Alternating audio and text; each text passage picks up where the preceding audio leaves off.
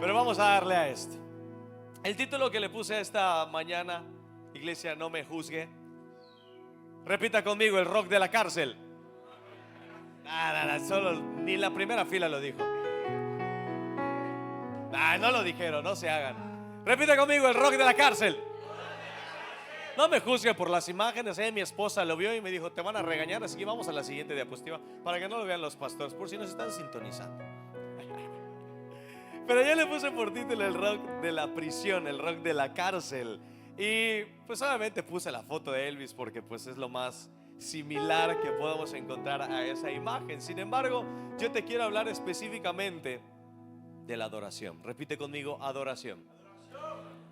Siempre he pensado y siempre he dicho que la adoración es la manera más directa de comunicarnos con Dios. Algunos adoran en momentos difíciles, algunos adoran en momentos fáciles. Es muy sencillo adorar a Dios cuando todo es miel sobre hojuelas, ¿verdad? Estás saliendo de tu encuentro y ¿cómo estás? Mira, arriba. Nada te importa si te dicen lo que te digan, si se burlan, no te importa nada. Hay algunos que de repente están en una situación muy complicada y ya no se atreven a adorar. Y eso es lo que vamos a ver el día de hoy. Y sabes, yo siempre he creído que cuando no adoramos a Dios es porque ya lo dejamos de conocer, porque hemos avanzado en nuestra vida y hemos dejado de conocer a Dios. Las relaciones de pareja, ¿cómo son? Si dejas de amar a tu pareja es porque dejaste de conocerlo lo suficiente. Dejaste de descubrir nuevas facetas de él, o te empezó a valer lo que había en tu pareja. Lo mismo pasa con el Señor. ¿Por qué dejamos de adorar a Dios? ¿Por qué a veces nos quedamos con la boca cerrada? Porque dejamos de conocer. Nos damos a la tarea de cerrar nuestra mente y de ya no conocer más al Señor. Y el Señor quiere mostrarse en cada una de las facetas. Por eso lo que decía Kenny hace ratito, decía: wow, es verdad, porque eso es lo primero que voy a decir. Porque ella conoció al Señor en varias facetas. Y lo que el Señor nos dice es que nunca dejes de conocerlo. Todos los días son una oportunidad de conocer una nueva faceta del Señor. ¿Por qué nosotros no nos asombramos ante las estrellas del cielo? Porque no somos astrónomos. Un astrónomo, cuando ve esas cosas, ¿qué siente? Emoción. ¿Por qué? Porque lo conoce. Nosotros no somos químicos. Si vemos algo por un microscopio nos va a emocionar. No nos va a emocionar. ¿Por qué? Porque no lo conocemos, porque no nos interesa. Un químico, ¿qué va a hacer? Se va a asombrar de todo lo que ve. Por eso, mientras más conocemos de Dios, más nos enamoramos de Él. Y si más nos enamoramos del Señor, más le adoramos. Yo pregunto: ¿cuántos adoradores hay en casa del Rey? Digan amén. ¿Sabías que la palabra adoración o adorar o sus derivados aparece aproximadamente 150 veces en la Biblia? Y no es que me haya puesto a contarlo, busqué en internet, pero aparece aproximadamente 150 veces y lo desglosa muchas veces en verdadera adoración. Diga conmigo: verdadera adoración y falsa adoración.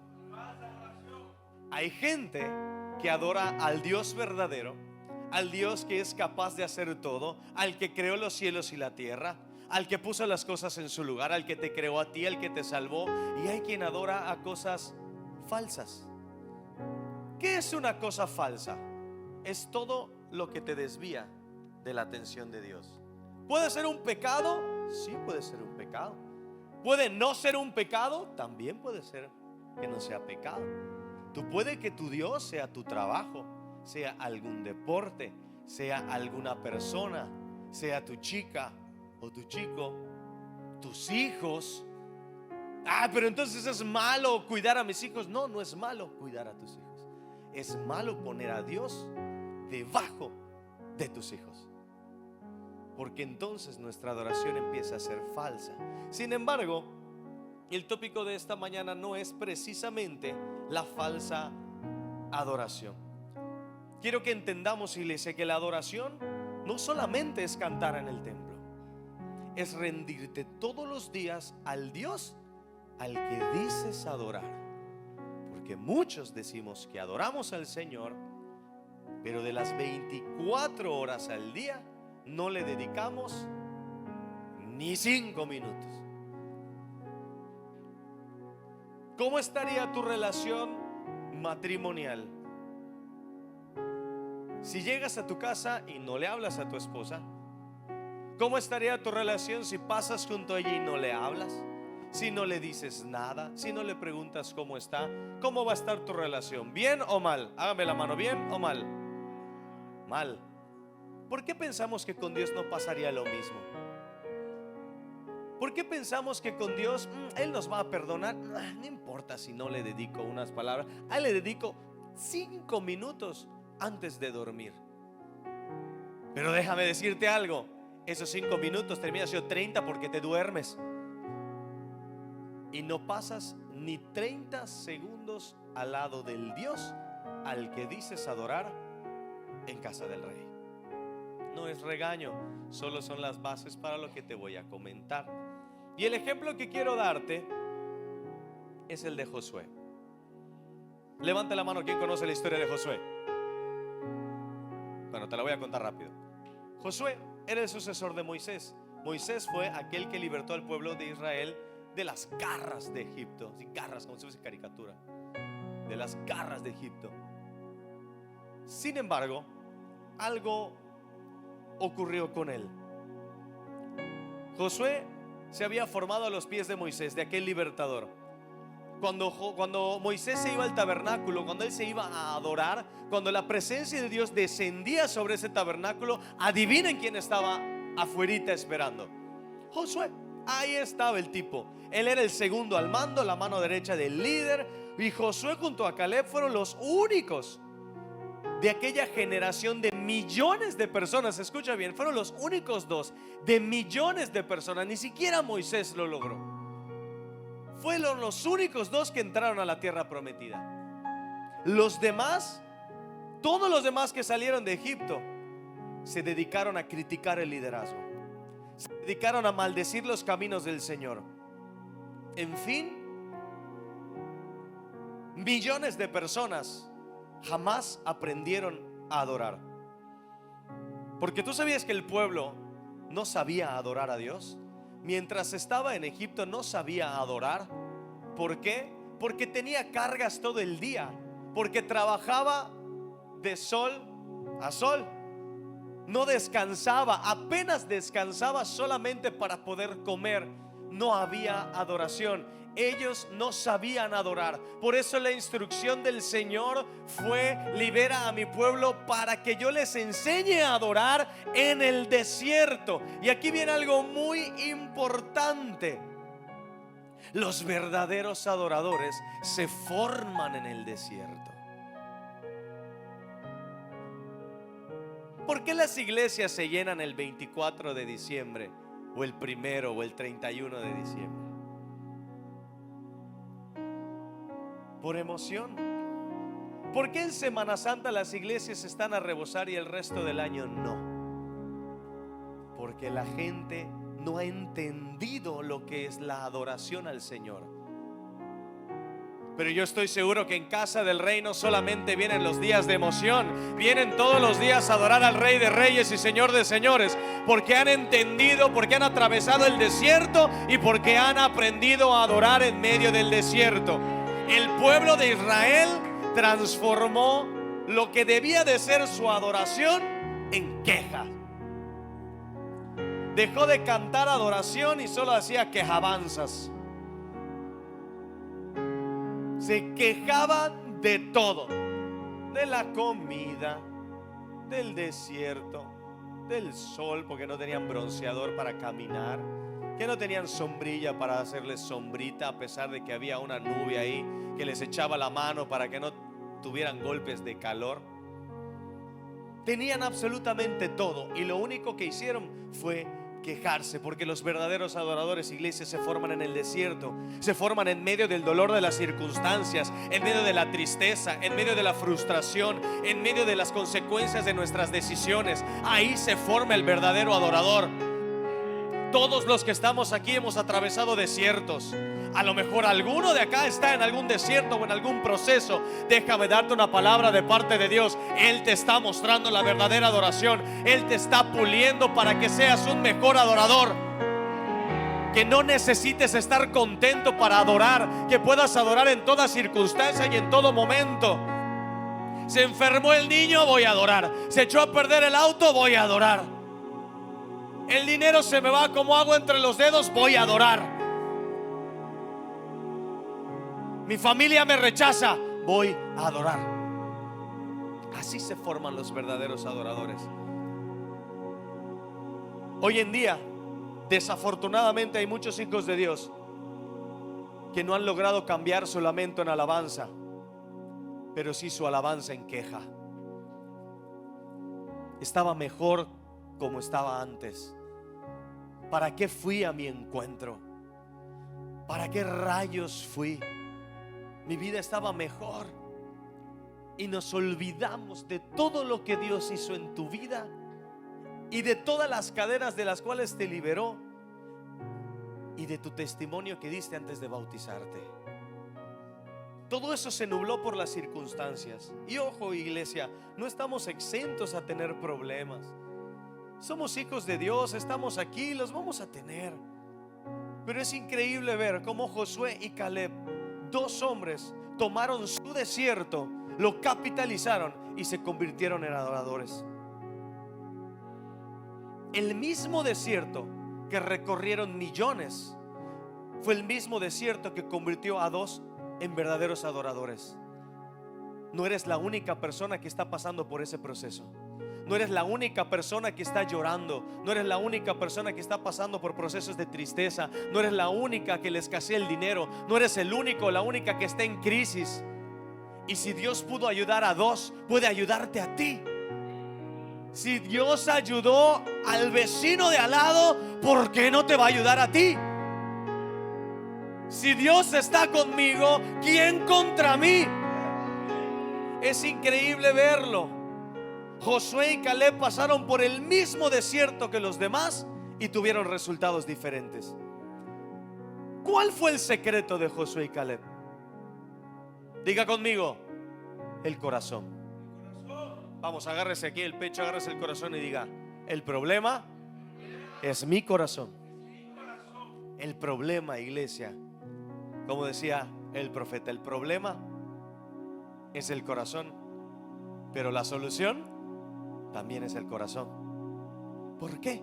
¿Por qué el corazón? ¿Cómo te está enseñando el Señor a adorar? ¿Qué estás aprendiendo en medio de este proceso? ¿A ser paciente? ¿A amar a los tuyos? ¿A decirle a los que quieres que los quieres? ¿A no quedarte callado? ¿Estás aprendiendo a madurar, a ser un mejor líder, a ser una mejor persona? ¿Qué te está dejando el desierto?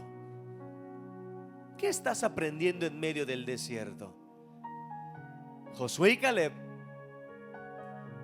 recibieron un arma poderosa en medio del desierto. ¿Y sabes cómo se llama esa arma? Adoración. El arma más poderosa que el Señor te entrega en medio del desierto y del proceso, repite conmigo, se llama adoración. Adoración. Es la adoración, iglesia. Es un arma. El arma más poderosa que le entregaron a Josué y a Caleb fue la adoración. Y la Biblia no dice: y he aquí el ángel de Jehová descendió con una espada de triple filo y decía adoración. No. ¿Saben cuál fue la primera conquista de Josué y Caleb? O de Josué como general al mando, como el coronel de las tropas del Señor. ¿Sabes cuál fue la primera ciudad que conquistó? Jericó. Y Jericó era la ciudad más poderosa. Es como que tú juegues fútbol. A los que juegan fútbol, seamos pésimos jugando fútbol, que ya no somos tan pésimos. Pero tu primer partido sea contra el macizo, sea contra el mejor. Esa situación tenía Josué. Su primer enfrentamiento, su primer batalla era contra el pueblo más poderoso llamado Jericó. Y la primera prueba es: pasa los muros. A ver cómo vas a cruzar. Muros extremadamente gruesos y extremadamente altos. Y es ahí donde le entregaron la estrategia a Josué. Vas a dar vueltas, una vuelta, luego al día siguiente más vueltas, y al último día vas a dar 7 vueltas. Y van a gritar, y van a alabar, y van a adorar, y verán cómo los muros se van a caer. ¿Qué creen que hizo Josué? Exactamente lo que dijo el Señor. Los muros cayeron. Los muros del enemigo cayeron. Diga conmigo: cayeron. Los muros del enemigo cayeron delante de sus ojos. Yo me imagino una cara, una actitud de asombro de todo el pueblo, sobre todo de Josué, de decir: wow, lo que me dijo el Señor es verdad. Lo que Él me prometió realmente funcionó. Si yo tuviera en ese caso, en esa época, decir: este es el arma, no la voy a soltar, no la voy a dejar ir, la voy a guardar para siempre y la voy a utilizar en todo tiempo. Si estoy en crisis, voy a adorar. Si estoy llorando, voy a adorar. No importa lo que estés viviendo, voy a adorar. Pero sabes, iglesia, no todo es miel sobre hojuelas. Porque tal y como le pasa, tal vez no a los de acá, tal vez a los de la tarde, se olvidaron de todo lo que había hecho el Señor por ellos. Josué, el super general, el super adorador, el que fue a su encuentro un día, se bautizó y llegó a las puertas de Jericó, se olvidó de lo que Dios había hecho en su vida. Miren lo que dice la palabra de Dios. Y es aquí, repita conmigo: ay. No, ay, diga, ay, no. Hay un pueblo en la Biblia que se llamaba Ai. Si no lo sabías, ya lo sabes. Si alguien está embarazado, le puedes poner Ai a su hijo. Si no, qué bueno, no me hagas caso. Mira lo que dice la palabra de Dios en Josué 7, a partir del versículo 2. Y Josué envió hombres desde Jericó. Ojo, Jericó estaba como derrotada. Ya habían ganado, habían derrotado al rival más fuerte. Ellos eran un ejército naciente y habían derrotado al más poderoso. Envió hombres desde Jericó a Ai. Y dice la palabra que estaba junto a Bet-Aven, hacia el oriente de Betel, y les habló diciendo: subid y reconocer la tierra. Los hombres subieron y reconocieron a Ai. Cuando volvieron a Josué, le dijeron: que no suba todo el pueblo, solo 2 o 3 mil hombres. No hagas cansar a todo el pueblo subiendo allá, porque ellos son pocos. Así que subieron allá unos 3 mil hombres del pueblo, pero huyeron ante los hombres de Ai.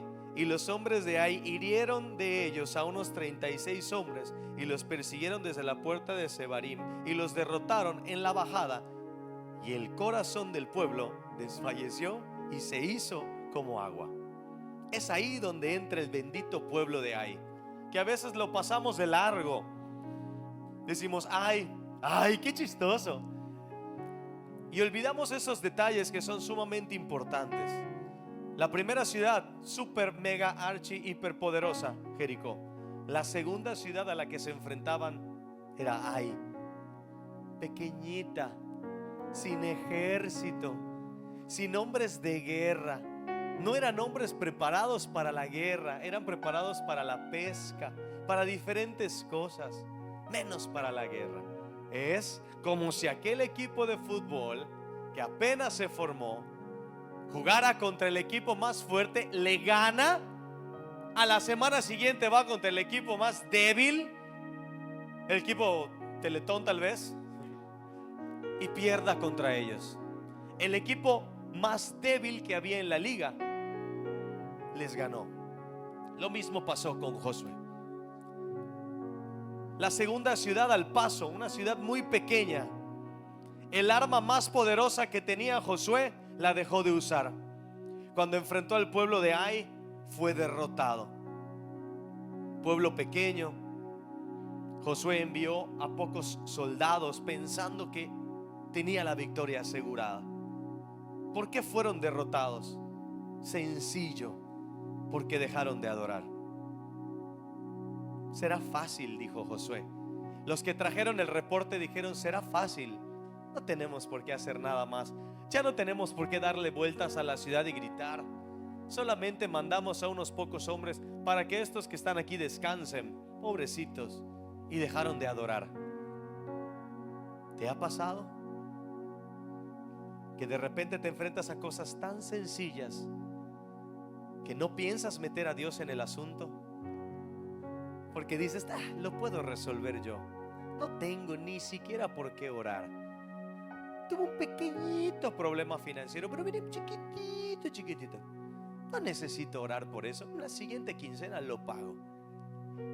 Y ese enemigo pequeñito te derrotó. Una pequeñísima decisión te echó a perder la vida. Si tú visitas las cárceles, te vas a topar que hay mucha gente que tiene cadena perpetua por 5 segundos de ira, por pocos minutitos de ira. Los que les encantaba el alcohol, una chiquitita, y después ya no lo pudiste controlar. Y así la vida está llena de ice, de pequeñitos ice que se van colando debajo de la puerta de tu casa y no te das cuenta hasta que se vuelven enormes, hasta que te derrotan.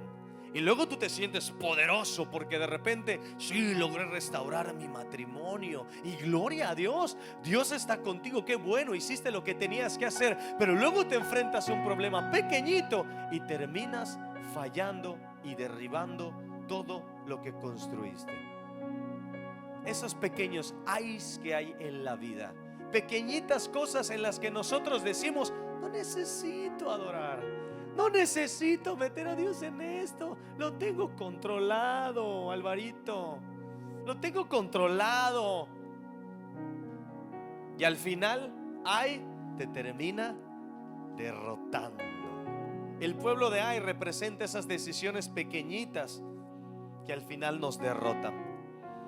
De manera inconsciente decimos: no voy a meter a Dios en esto, no voy a adorar, y ahora cargamos con las consecuencias de esas pequeñísimas decisiones. Después de derrotar a la ciudad fortalecida y luego ser derrotado por el más débil, resulta ser más vergonzoso que ser derrotado en primera instancia por el más fuerte. Te lo voy a repetir. Derrotar a una ciudad fuerte y luego ser derrotado por el más débil termina siendo más vergonzoso que si en primera instancia me hubiese derrotado el más fuerte. Hubiésemos preferido que nos derrote el fracaso matrimonial a que me derrote esto que me está tirando al suelo. ¿Por qué? Por 5 minutitos de placer. Por 5 minutitos. Al que viene le va 5 minutos. Esos errores que cometemos todos los días, pequeñitos, insignificantes, que decimos: nadie me va a ver, nadie lo conoce, está muy oculto en el corazón. Y tal y como los sapos de hace 15 días, hay ocultos en el corazón. Decisiones que un día batallaste, las tomaste y hasta el día de hoy no te las puedes quitar encima. Yo no creo que Josué haya tenido un equipo tipo SWAT para poder llegar y atacar y tener una estrategia impresionante y todos en las esquinas y matar al pueblo de Ai. Ellos llegaron confiados, sumamente confiados, sin ninguna estrategia militar, sin ninguna estrategia de adoración. Llegaron en blanco, solamente les dijeron: hay pocos, los vamos a derrotar con pocos. ¿Y qué pasó? Josué fue derrotado. Y toda esa adoración que Josué tenía, todo el éxtasis que tenía por haber derrotado a su más grande gigante, se transformó en vergüenza. Diga conmigo: vergüenza.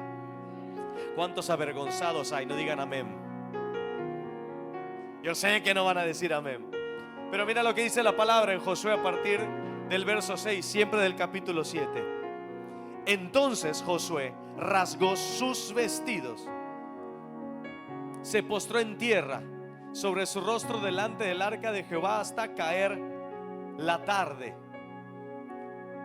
Dice él y los ancianos de Israel, y echaron polvo sobre sus cabezas. Verso siguiente. Y Josué dijo: ah, Señor Jehová, ¿por qué hiciste pasar a este pueblo el Jordán para entregarnos en las manos de los amorreos para que nos destruyan? Ojalá nos hubiéramos quedado del otro lado del Jordán. Mentalidad de israelita. Josué se olvidó de las maravillas del Señor y regresó a unos 30 años atrás, cuando él seguía caminando en el desierto. ¿Te acuerdas más del desierto que de la victoria que Dios te dio? Cuando estás en otra aflicción, cuando estás en otro proceso, tiendes a recordar el desierto y no la victoria que Dios te dio. Como ser humano tendemos a siempre recordar los defectos de los demás y nunca sus virtudes. Cuando alguien te falla, le recuerdas el pasado pospretérito, el copretérito, el todo le recuerdas. Todo le recuerdas, menos que es una grandiosa persona, menos que es una persona genial. Siempre te acuerdas de lo malo. Josué no era la excepción. ¿De qué se acordó Josué? De lo malo de Dios, de su desierto, del proceso. Mejor nos hubieses matado en el Jordán. Ah, ¿por qué no declaró eso cuando le ganó a Jericó? ¿Por qué no se acordó en ese momento? Y entonces la vergüenza invadió a Josué. El arma más poderosa que el Señor le había entregado en el desierto, la cambió por vergüenza. Él decía: me avergüenza ser el líder, me avergüenza dirigir este ejército.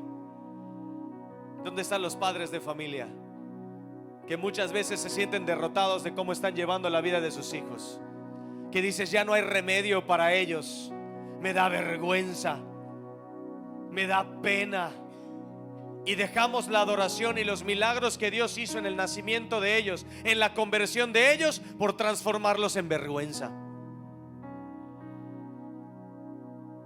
Josué cambió la adoración por vergüenza.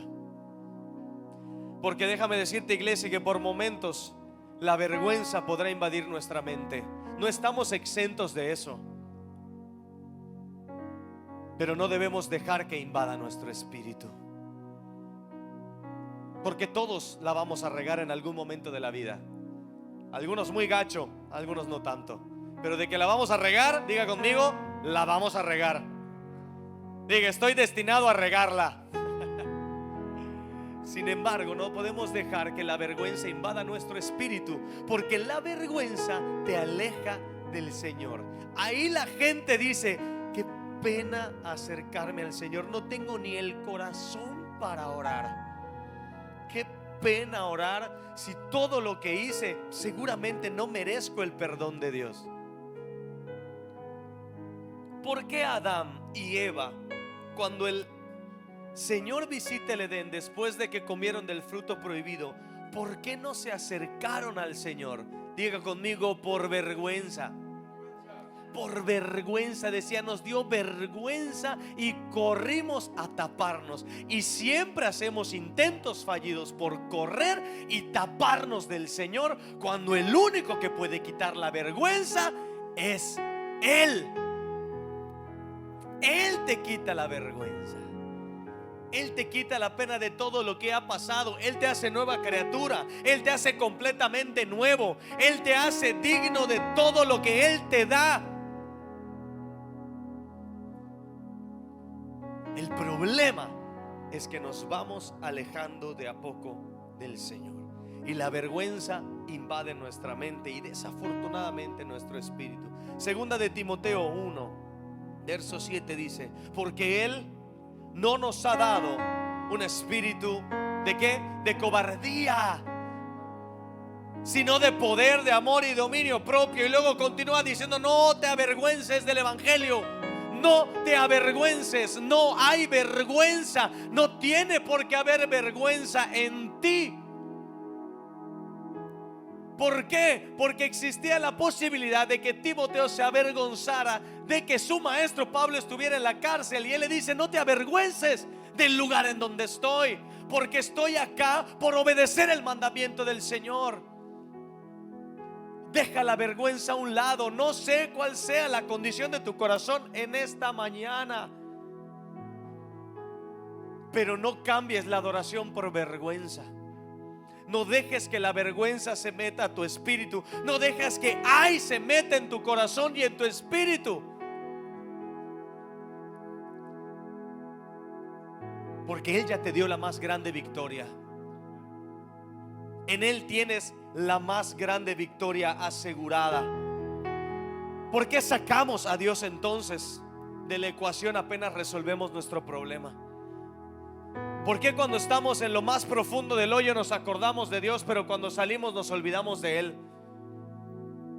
¿Por qué somos tan volátiles en medio de nuestra adoración? ¿Por qué un domingo sí adoro y al siguiente no tanto? ¿Por qué un domingo vengo y al siguiente dejo de ir porque me molesté? ¿Por qué somos tan volátiles, iglesia? ¿Por qué nuestra adoración está a tope un domingo y al siguiente no? ¿Por qué cuando salí de mi encuentro estaba yo aquí y ahora ya no? ¿Por qué dejé de levantar las manos? Por vergüenza. No te voy a decir sin vergüenza, por supuesto que no. ¿Por qué cambiamos el arma más poderosa que el Señor te dio en tu encuentro? No me refiero al encuentro, al evento que fuiste hace 2 meses o hace tiempo. No me refiero a eso, me refiero a que cada uno de nosotros tuvo un encuentro personal con el Señor. Y yo estoy seguro que muchos o todos, la mayoría, tuvo un encuentro con el Señor en el peor de sus días. Ahora, si levante la mano como señal, ¿quiénes tuvieron la oportunidad de conocer al Señor en el peor de sus momentos? Todos los demás también. Yo conocí al Señor en el peor de mis momentos. ¿Por qué cambiamos el arma del Señor? ¿Por qué cambiamos lo que Él ha dicho de nosotros? A lo mejor tú puedas decirme: es que Álvaro, no tienes idea de lo que vivo. Estás hablando de labios para afuera, no tienes idea de los problemas que tengo. No salgo de una y ya tengo otro problema encima. Me está lloviendo sobre mojado. No tienes idea del daño que me han hecho. No conoces mi pasado. Es que yo no solo he tenido un mal día, he tenido una mala semana, un mal mes, un mal año, un mal sexenio, qué sé yo, pero he vivido mal. No tienes idea de lo que me está pasando. No tienes idea de los conflictos internos que tengo. Dentro de ti hay un adorador que tiene que salir. Dentro de ti hay un adorador que Dios formó en el desierto, que se sepultó en los problemas y tiene que salir. Y yo estoy seguro que esta mañana va a salir el adorador que llevas dentro.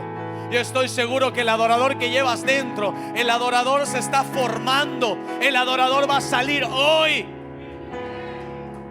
Hoy vas a volver a adorar como antes, porque Dios está contigo.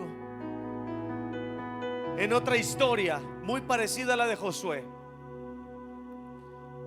dice que el pueblo de Israel fue llevado cautivo por Babilonia. Los babilónicos llegaron, secuestraron al pueblo, se llevaron a una serie de personas a vivir a Babilonia. Literalmente los secuestraron. Entre ellos estaba Daniel, que hay un libro que lleva su nombre. Pero miren lo que dice el Salmo 137, 1-3, que ahí dice: Salmo de los que fueron secuestrados o en pleno secuestro de Babilonia, etcétera, etcétera. Pero dice la palabra de Dios, y presta mucha atención: junto a los ríos de Babilonia, dice el pueblo de Israel, ahí nos sentábamos y aún llorábamos y nos acordábamos de Sión. Sión era su tierra, su monte, su lugar. Aún nos acordábamos de Sión, sobre los sauces en medio de ella, colgamos nuestras arpas. Colgaron su instrumento de adoración. Y ojo que estaban secuestrados. Y lo más impresionante viene después, dice: y los que nos habían llevado cautivos, cautivos, nos pedían que cantásemos. Y los que nos habían desolado nos pedían alegría, diciendo: cantadnos algunos de los cánticos de Sión. Y ojo que Babilonia no se estaba burlando de ellos, les estaba pidiendo que cantaran de verdad. ¿Por qué? Porque el pueblo de Israel era conocida por su adoración. Si había algo que distinguía al pueblo de Israel después del desierto, diga conmigo, fue su adoración. Eran conocidos por su adoración, y los de Babilonia querían replicar lo que ellos hacían y decían: dinos cómo cantan. Pero ellos habían colgado las arpas. Era conocido por su adoración. Y déjame decirte algo, iglesia, tu adoración también es conocida en el cielo. El problema es que colgaste el arpa. El problema es que tú decidiste por tus problemas, porque llegó ahí a tu vida, colgar el arpa.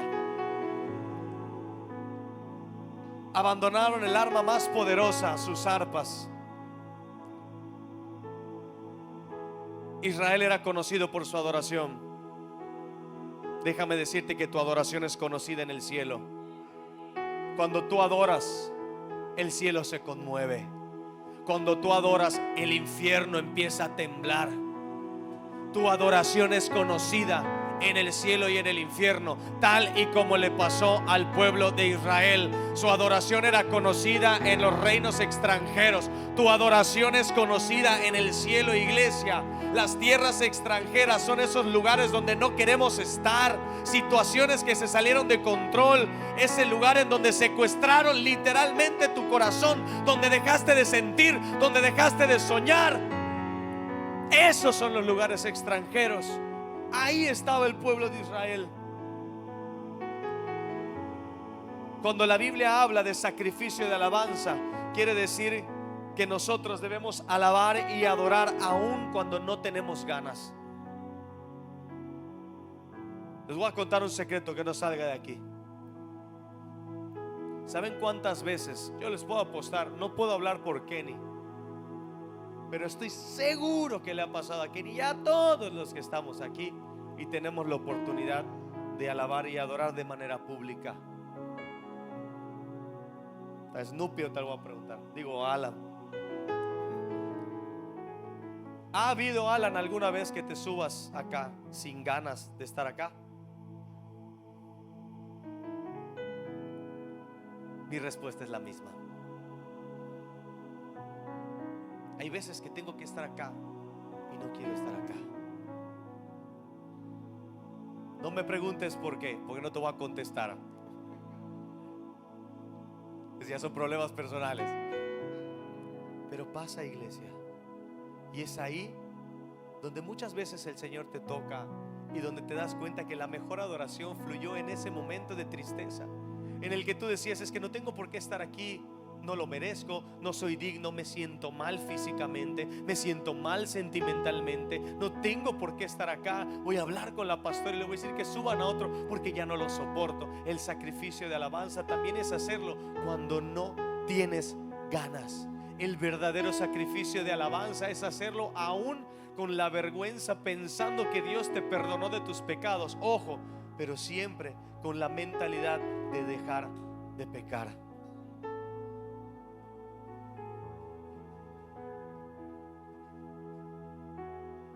Es muy sencillo alabar en momentos fáciles. Es muy sencillo. Pero es muy complicado adorar cuando todo está cuesta arriba. Es muy complicado adorar cuando anímicamente no estás bien. Hay un pastor que dice: está bien no estar bien. Hay momentos en los que te vas a sentir mal. No juzgo la vida de nadie, porque todos tenemos altibajos. Hebreos 13:15 dice: por tanto, ofrezcamos continuamente mediante el sacrificio de alabanza a Dios, es decir, el fruto de labios que confiesan su nombre. ¿Quién te da la fuerza para adorar? Jesucristo. ¿Quién te da la fuerza para estar de pie aunque te estés a punto de caer? Jesucristo. ¿Quién es el que te hace adorar en medio del desierto? Jesucristo. ¿Quién es el que te hace adorar aun cuando los problemas, cuando todo es una bola de nieve y no lo puedes detener? Diga conmigo: Jesucristo. Fruto de labios que confiesan su nombre, que digan: yo pongo mi confianza en Jesús, y a pesar de que venga el problema, de Él no me voy a soltar. Sacrificio de alabanza que confiesen el nombre de Jesús como el Todopoderoso y como el Victorioso. Una vida sin adoración, iglesia, es una vida sin victoria. Una vida sin adoración es una vida sin esperanza. Una persona que no adora seguramente es una persona sin frutos. Y una persona sin frutos seguramente es una persona que no adora. Por eso la palabra dice eso: fruto de labios que confiesen su nombre. Sacrificio de alabanza a Dios, fruto de labios. Si tu vida sigue igual que hace años y te sientes estancado, es porque desde hace mucho tiempo colgaste el arpa. Recordemos el salmo: como el pueblo de Israel, estando secuestrado, colgaron las arpas, abandonaron la adoración, abandonaron ese fruto de labios que proclamaban el nombre del Señor. Y ahora vas a entender por qué el título. A lo mejor te lo imaginas, a lo mejor no.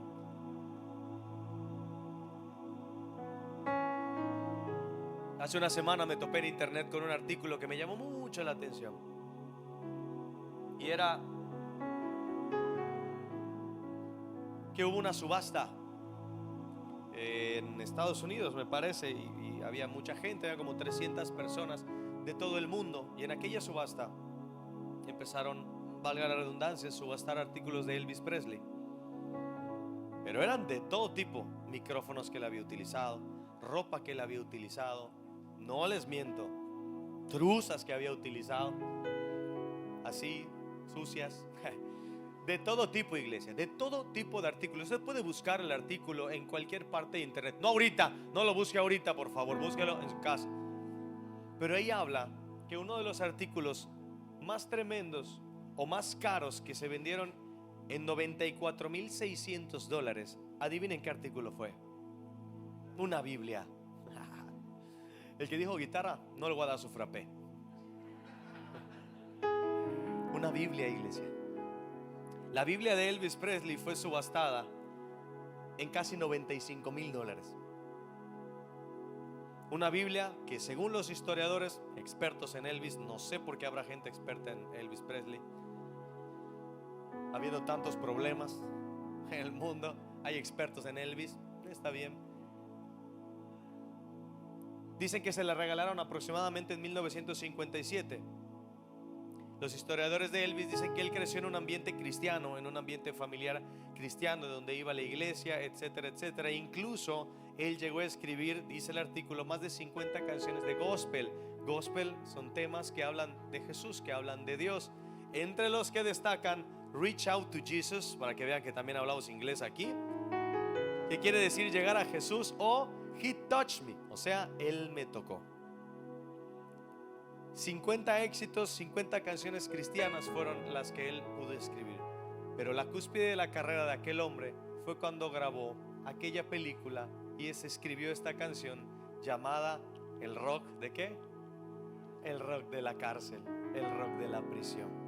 La vida de Elvis se supone que empezó a ir en debacle ahí porque obtuvo muchísima fama, se empezó a perder. Y él escribía que uno de los temas más importantes es que lo impresionante de la Biblia de Elvis es que hablaba de que habían muchos textos subrayados: el Salmo 11, el Salmo 43, el Salmo 137, Lucas 9, 25, etcétera, etcétera. Pero habían letras escritas en la Biblia de aquel cantante muy, muy famoso, donde él escribía cosas como: todo lo que quiero es saber la verdad, conocer y experimentar a Dios. soy un buscador. Esa es mi esencia. En otras páginas de esa Biblia dice: muéstrame una salida, Señor. Estoy cansado y confuso. Te necesito. Y por último, tenía escrito cosas como: creo en la Biblia. Creo que todo lo bueno proviene de Dios. No creo, dice, que yo cantaría en la manera en la que lo hago si Dios no hubiera querido que lo hiciera. Eso me hace pensar que Elvis también tuvo el arma más poderosa que Dios le puede entregar a alguien en el desierto, pero en algún momento se olvidó. No soy quien para juzgar a nadie. No sé, no te voy a decir: seguro está en el infierno y se está quemando con el diablito. No lo sé, eso no depende de mí. El único que emite juicios es el Señor, yo no. Pero a lo que voy es que por lo poco que conocemos de la vida de aquel personaje, es que tuvo un arma poderosa, la cual subrayaba, la cual meditaba, la cual le hacía adorar, le hacía escribir canciones, pero tal vez de algún momento a otro se le olvidó. Eso a mí, iglesia, me asemejó a la historia de Pablo. Hechos 16 narra la historia de cómo Pablo y Silas caminaban en la calle y de repente una mujer tenía espíritu de adivinación. Ellos se dieron cuenta, le echaron fuera, y los dueños de aquella mujer, porque aquella mujer era esclava, los dueños de aquella mujer se molestaron porque ya no iban a tener dinero, porque esa mujer les hacía ganar dinero con sus adivinaciones. No sus adivinanzas, con sus adivinaciones. Y los metieron a la cárcel. Y ahí estaban.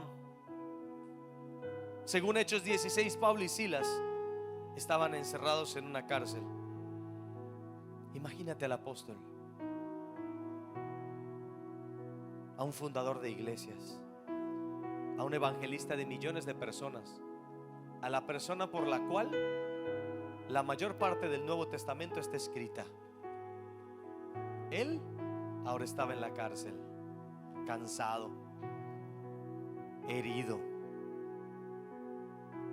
pero nunca derrotado y jamás vencido. Él sabía de todo corazón qué es lo que tenía que hacer en ese momento.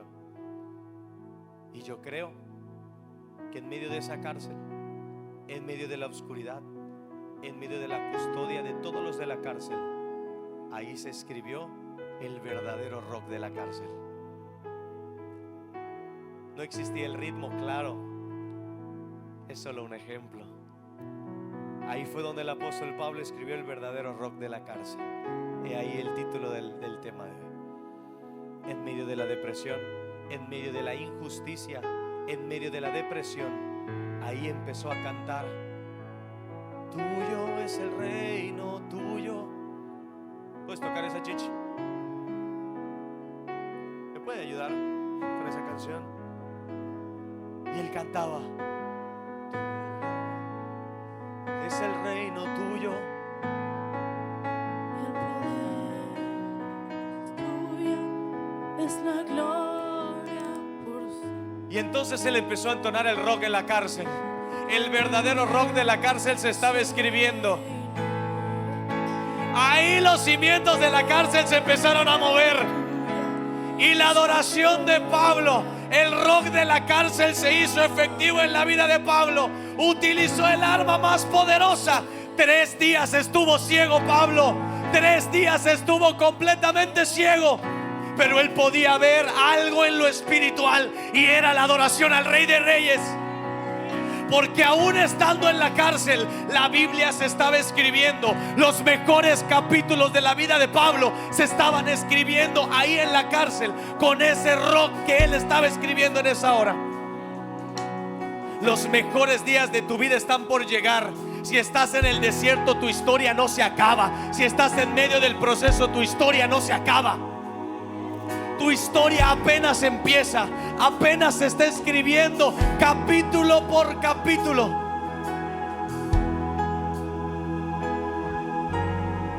Cuando empezó el rock de la cárcel, las cadenas se empezaron a romper, la libertad empezó a llegar, el peso de tristeza se fue, el peso de la depresión se fue, la injusticia se fue.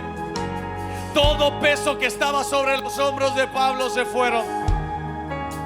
Y con él Silas Porque cuando eres libre tú, también va a ser libre tu casa. Cuando eres libre tú, también se van contigo los tuyos. Porque el Señor no solo te quiere a ti, quiere a tu familia completa, quiere a tus hijos, quiere a tus papás, quiere a tus hermanos, quiere a tus vecinos, quiere a todos, absolutamente a todos los que están contigo.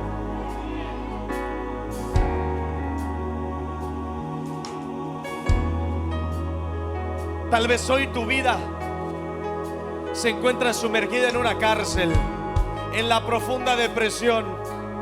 Pero el Señor te dice: te estoy enseñando a adorar, estoy enseñándote a adorar, estoy forjando en ti un verdadero adorador. Porque la adoración, iglesia, no se trata de cantar, se trata de saber quién es el primer lugar en tu corazón. ¿Quién es el primer lugar en tu corazón? ¿Qué hay en tu corazón, iglesia? Después de que Josué fue derrotado por el pueblo de Ai, después de que ese pueblo derrotó a Josué, el Señor le reveló algo poderoso a Josué y le dijo la razón y el motivo exacto por el cual habían sido derrotados. Y dijo: porque una persona de tu pueblo no obedeció lo que dije. Yo dije que todo lo que se ganara de Jericó, todo ese botín de guerra, era para mí. Así que mañana, le dijo a Josué, echarás suerte. Echar suerte es una manera de orar y que la revelación de Dios empiece a caer y muestre lo que hay en el corazón de cada tribu, de cada pueblo, de cada persona, de cada familia. Hizo una inspección Josué por mandato del Señor. Llamó a todo el pueblo y les dijo: hay una inspección sorpresa. Y empezaron a orar y la suerte cayó sobre una tribu, y siguieron orando y la suerte cayó sobre una familia, y luego siguieron orando y la suerte cayó sobre un hombre llamado Acán, que escondió ídolos que había agarrado de Jericó y los había puesto debajo de su tienda para que nadie los vea. ¿Qué pasaría, iglesia, si hoy el Señor hace una inspección en casa del rey? ¿Qué encontraría en tu corazón? ¿Qué va a encontrar el Señor en tu adoración? ¿Qué va a ver el Señor ahí? El Salmo 40, verso 1 y 2 habla de lo que debería de haber en nuestro corazón. Puse mi esperanza en el Señor y Él se inclinó para escuchar mis gritos. Me salvó de la fosa mortal, me libró de hundirme en el pantano, afirmó mis pies sobre la roca, dio firmeza a mis pisadas, hizo brotar de mis labios un cántico nuevo, un cántico de alabanza al Señor, un cántico nuevo. Escucha, la iglesia, hay un cántico nuevo preparado y listo para ti. Hay un cántico nuevo que vas a cantar, pero está en que tú lo creas, está en que tú inclines tu corazón al Señor y le digas: tú eres el primer lugar. No hay ídolos debajo de mi casa, no hay ídolos debajo de mí, no hay pueblo de Ai que me pueda derrotar, porque en ti está mi confianza. El proceso, iglesia, te está purificando. Este desierto está sacando el adorador que llevas dentro. En medio del desierto, en medio de la frustración, adora, que nada te detenga. Las promesas de cánticos nuevos son para todo aquel que pone su confianza en Dios.